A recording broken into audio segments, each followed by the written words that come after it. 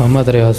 के रहने वाले हो? सरगोदा। करते हो? मैं कब्रों को पानी वानी डालता हूँ। एक वो लड़का था वजीरा, मैयत दफन होती थी, मैयत आती थी औरत की, तो उसको दफनाते थे समझो। और मगरिब को हम जो कब्र खोते तो अंदर जाते थे, वो गलत काम होता करते थे। आज की कहानी सरहद पार पाकिस्तान से है। आज की कहानी सुनने के बाद आपको यकीन नहीं होगा कि ऐसा भी कभी हो सकता है। यह कहानी आपको बेचैन कर देगी और सोचने पर मजबूर कर देगी कि क्या वाकई में एक इंसान इस हद तक गिर सकता है अपनी ख्वाहिशों को पूरा करने के लिए। मगर बड़े अफसोस की बात है कि यह सच है और इस बात ने पूरी इंसानियत को शर्मसार करके रख दिया है। तो चलिए शुरू करते हैं आज की यह एपिसोड। पाकिस्तान कराची में एक जगह है लियाकताबाद। 31 अक्टूबर 2011 को शाम के वक्त अंधेरा हो चुका था और कब्रिस्तान में काम करने वाले लोग वहीं बाहर एक जगह बैठकर कुछ बातचीत कर रहे थे। अचानक से एक आदमी जो कि वह काम करता था चीखता चिल्लाता हुआ बदहवास कब्रिस्तान के अंदर से भागता हुआ उनके पास पहुंचता है। उसका पूरा शरीर कांप रहा था और वह इतना डरा हुआ था कि उससे कुछ बोला भी नहीं जा रहा था।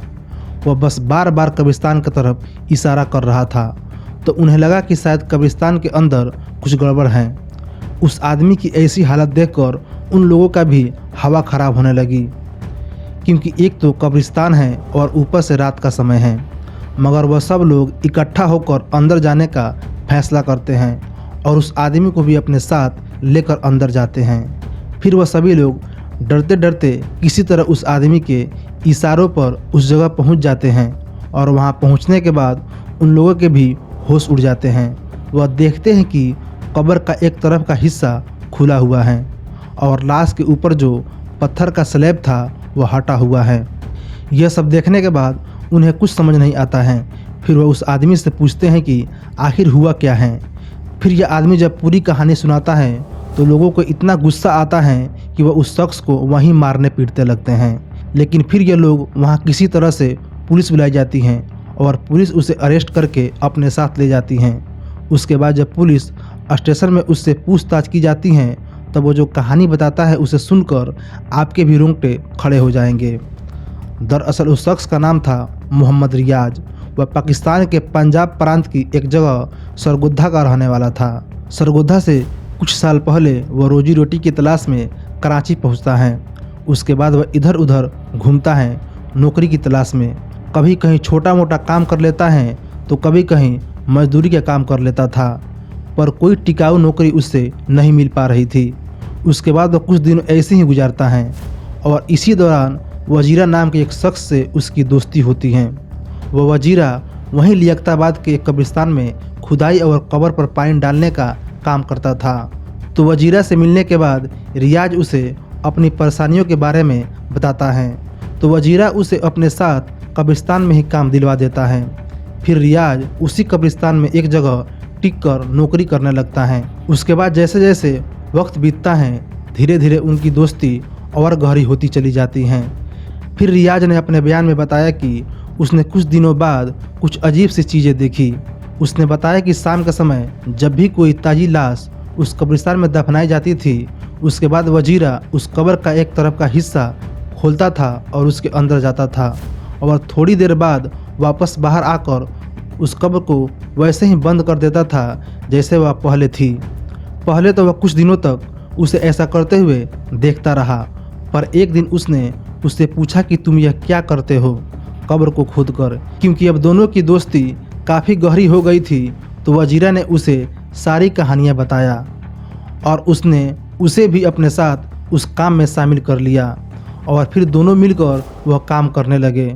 उसके बाद अब दोनों की नज़र असर के वक्त यानी कि शाम के लगभग 4 से 5 बजे उस समय जो भी लाश कब्रिस्तान में दफनाने के लिए आती थी, दोनों उस पर नज़र रखते थे।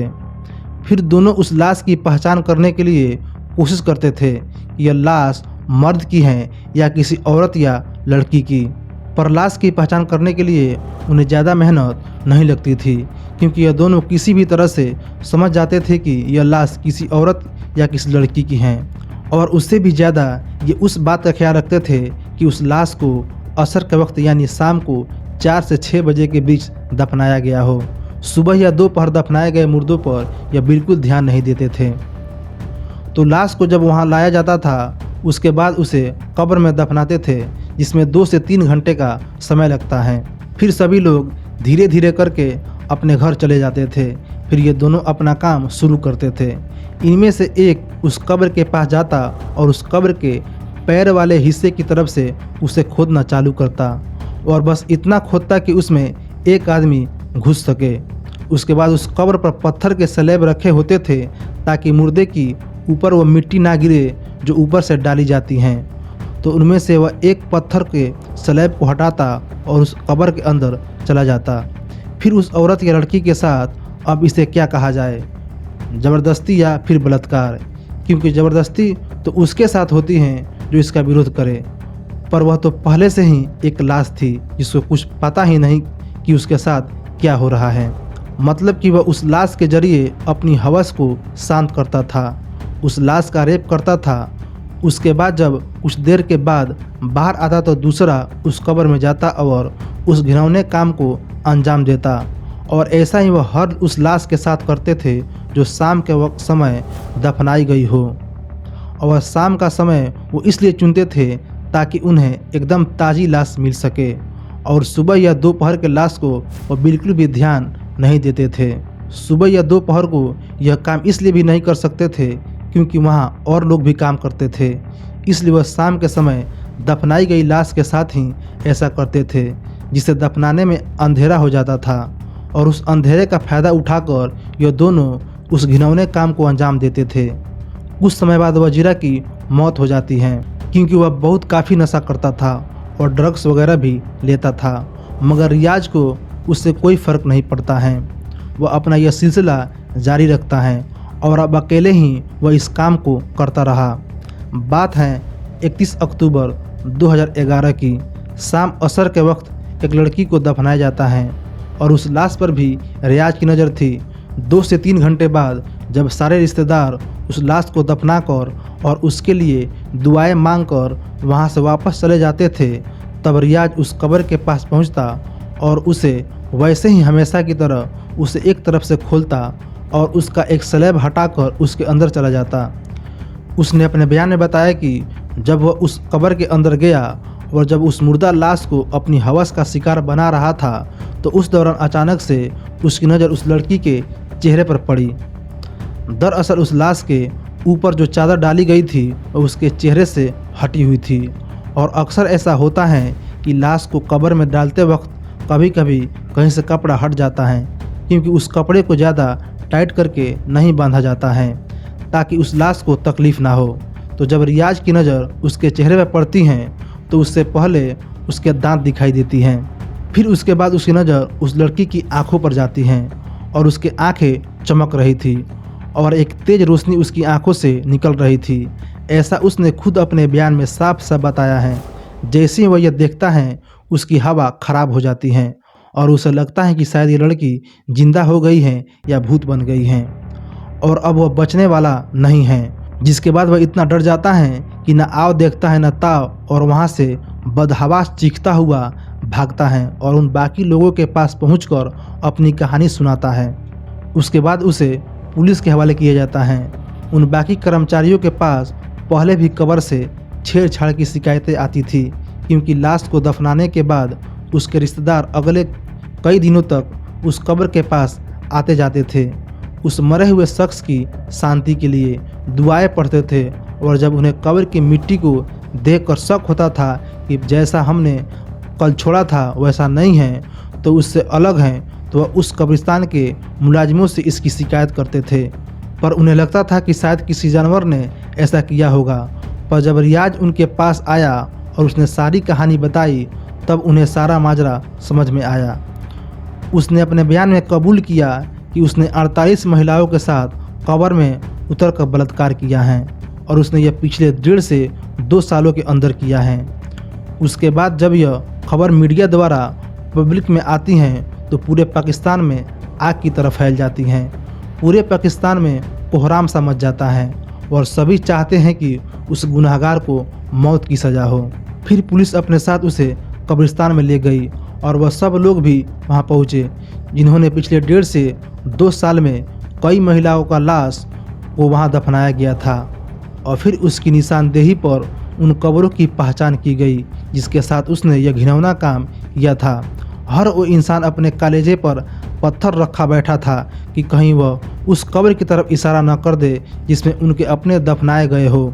और सोचिए, जब वह उन कब्रों की पहचान करता होगा तो उन लोगों पर क्या बीतता होगा जब उन्हें पता चलता होगा कि इसने उनका कोई अपना दफन है। इसके बाद जब यह मामला कोर्ट में पहुंचा तो हर 48 मामलों की सुनवाई अलग अलग करने का फैसला किया गया, जिसमें 8 से 10 मामलों में रियाज को फांसी की सज़ा हो चुकी है। इंसान जीते जी बहुत सारे दुख, दर्द और गम सहता है, पर मरने के बाद भी उसे चैन ना मिले तो इंसान जाए तो जाए कहाँ।